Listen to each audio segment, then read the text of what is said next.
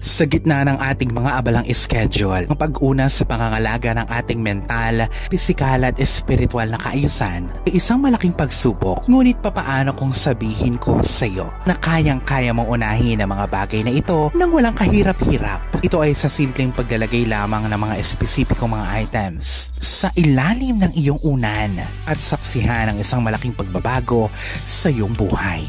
Sa pamamagitan ng pag-harness sa mga banayad na enerhiyang ito, ay kaya mong mapaganda ang iyong well-being, prosperidad at espiritual na paglago. Tandaan na pumili ka lamang dapat ng isa sa mga ito. Piliin ang kung ano ang mas magaan sa pakiramdam mo. Gamitin ang iyong intuition. Kung ngayon ka pa lang sa channel na ito, huwag kalimutang i-like at i-share ang video na ito. Mag-subscribe ka na din.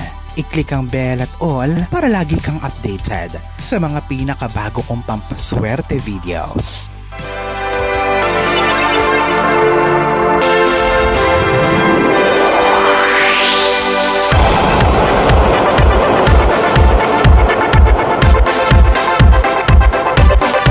Tulsi leaves o mga dahon ng tulsi. Sa Hindu tradition, ang tulsi ay isang sagradong halaman. Ito ay kilala din sa tawag na holy basil. Ito ay pinaniniwalaang may cleansing at shielding o protective properties. Maglagay ng ilang dahon ng tulsi sa ilalim ng iyong unan para sa spiritual protection. Pinaniniwalaan ito na pangontra sa negatibong enerhiya para sa mapayapa at mahimbing na pagtulog. Pangalawa, cloves. Ang cloves ay pinaniniwalaang nagpapanatili ng isang harmonious na relasyon sa pamilya at nag-iimbita ng kasaganahan. Ang paglalagay ng cloves sa ilalim ng unan ay pinaniniwala ang umaakit ng kayamanan at prosperidad at pangontra sa negatibong enerhiya. Pinatitibay nito ang emotional attachments sa pagitan ng mag-asawa at pamilya. Pangatlo, small mirror o maliit na salamin. Sa ilang mga tradisyon, ang paglalagay ng maliit na salamin sa ilalim ng iyong unan ay pinaniniwala ang pangontra sa negatibong enerhiya. Pinoprotektahan ka nito mula sa masasamang panaginip at psychic attacks sa pagtulog. Turmeric powder. Ang turmeric ay kinukonsidera na napaka-auspicious o swerte at ito ay kilala para sa mga healing properties nito.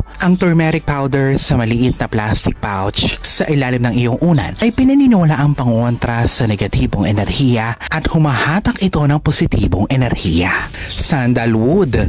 Ang nakakapagpakalmang properties ng sandalwood ay kilala para sa kanilang soothing impact. Ang paglalagay ng kaunting sandalwood sa ilalim ng iyong unan ay nagdudulot ng kakalmahan sa isip, pampaalis stress at nagdudulot ng mahimbing na pagtulog. Pang-anim, iron key. Ang isang iron key ay sumisimbolo sa seguridad at stability. Ang paglalagay nito sa ilalim ng iyong unan ay kaya kang protektahan mula sa evil eye at iba pang mga negatibong impluensya. Nagdadala din ito ng mental strength at confidence. Pang-pito, peacock feather. Ang mga peacock feathers ay pinaniniwala ang nagdadala ng swerte, pag-ibig at spiritual protection. Maglagay ng isa sa ilalim ng iyong unan bilang pangontra sa masasamang panaginip at umakit ng positibong enerhiya.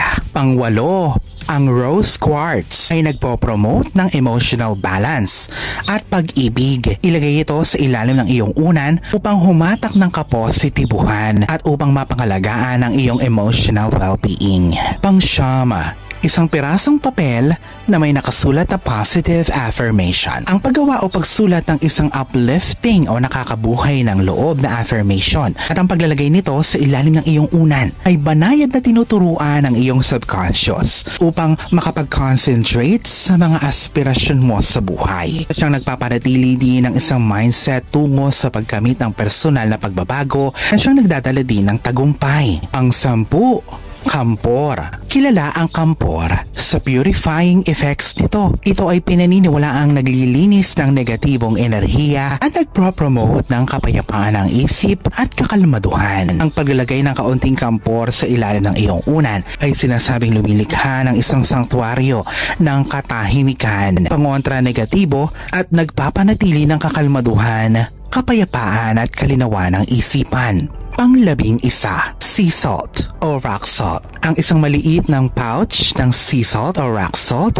sa ilalim ng iyong unan ay naglilinis ng negatibong enerhiya at pinoprotektahan ka nito mula sa masasamang panaginip. Ito ay may purifying properties. Ililinis ito ang negatibong enerhiya at pangontra sa masasamang espiritu o mga malevolent forces. Pang-12, ang salita o berso mula sa Biblia. Ang paglalagay ng isang sagradong teksto sa ilalim ng iyong unan na nakasulat sa maliit na papel ay sinasabing naglalabas ng positibong enerhiya, katahimikan at proteksyon sa espiritu. Ang banayad na gawain ito ay pinaniniwalaang nakakapagpagaan, pinoprotektahan ka sa pagkakaroon ng masamang panaginip at siyang lumilikha ng isang mapayapang sleeping environment na siya nagpo-promote ng well-being. Pang-13, ang copper coins. Ang copper ay isang metal na pinaniniwalaang may energizing na pag-aari. Ito ay sinasabing humahatak ng mga auspicious vibrations, pananggalang sa anumang mga pangit o negatibong entity o mga impluensya. Ito ay pinaniniwalaang nakakapagbalanse ng emosyon at nagpapanatili ng well-being. Ang mga barya sa ilalim ng iyong unan ay sumisimbolo sa kayamanan at kasaganahan. Ang practice na ito ay pinaniniwalaang umaakit ng financial prosperity at good fortune. Pang-14, ang dahon ng laurel. Ang dahon ng laurel ay itinuturing na sagrado at swerte. Kinokontra nito ang mga malevolent forces at mga negative vibrations. Ang paglalagay ng isang dahon ng laurel sa ilalim ng unan ay sinasabing nagbibigay ng mental clarity, pampakalma at para sa maayos na pagtulog. Pang-15, mga litrato ng iyong mga pangarap sa buhay. Ang paglalagay ng mga litrato ng iyong pangarap sa buhay, bahay,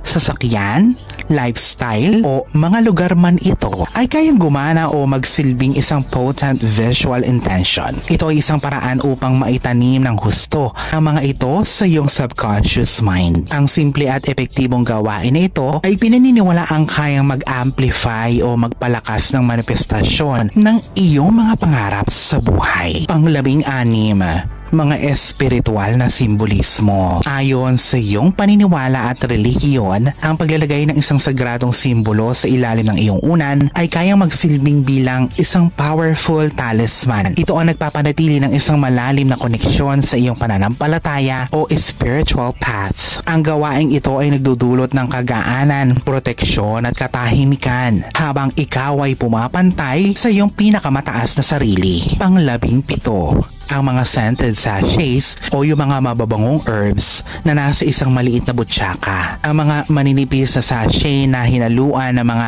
nakaka-relax sa bango gaya ng vanilla, cedarwood o sandalwood ay kayang balutan ang buong silid tulugan mo ng bango ng kakalmaduhan at nagdudulot ng relaxation at tranquility. Habang ang mga banayad na aroma ay humahalo sa hangin, ito ay kayang gawing kalmado ang isipan at pag-aani ng mga senses. Pang-18, isang maliit na notebook o journal. Ang paglalagay ng isang maliit na kwaderno, journal o notebook sa ilalim ng iyong unan ay isang mindful habit na siyang nagpapaalala sa iyo na i-record agad ang kung anong panaginip na mayroon ka. Ang maingat na practice na ito ay ang siyang nag-e-enable sa iyo para sa mas malalim pang eksplorasyon ng iyong subconscious mind. Pang-19, perang papel. Sa maraming kultura, ang mga barya ay ritualistic na inilalagay sa ilalim ng unan bilang isang potent symbol ng manifestasyon ng kasaganahan at prosperidad. Ang ancient practice na ito ay nagugat sa paniniwala na ang enerhiya ng kayamanan at magandang kapalaran ay mapupunta sa kung sino mang umaakit ng financial success, stability at isang umuusbong na buhay. Ang mga barya ay nagsisilbing gentle reminder ng kasaganahan at prosperidad na magiging realidad din ito sa tamang panahon. Mahalaga din na matandaan na kapag ikaw ay natutulog, ang iyong ulo ay dapat na nasa direksyon ng south o timog. Ito ay pinaniniwalaang may malalim na magandang epekto sa iyong kalusugan, prosperidad at well-being. Ang mga remedyo o remedies na ito ay nagugat sa Vastu Shastra at iba pang mga practice gaya ng feng shui o gawain na nakasandig sa mga simbolikong gestures para sa pagpapanatili ng isang positibong kapaligiran para sa isip, katawan at espiritu. Sa pagyakap ng mga simple at epektibong teknik, ang mga individual ay kayang makalikha ng balanseng silid tulugan na siyang nagpapayaman sa kanilang overall well-being. Alalahanin na sa buong may kapal pa din, nagmumula ang lahat ng pagpapala, ang kasipagan at ang kabutihan sa ating kapwa kasabay ng buo mong pananalig sa may kapal. Ang siya pa rin na dapat ay manaig. Ang mga ito ay mga gabay lamang. This is Fiddle Rosario. Thank you for watching.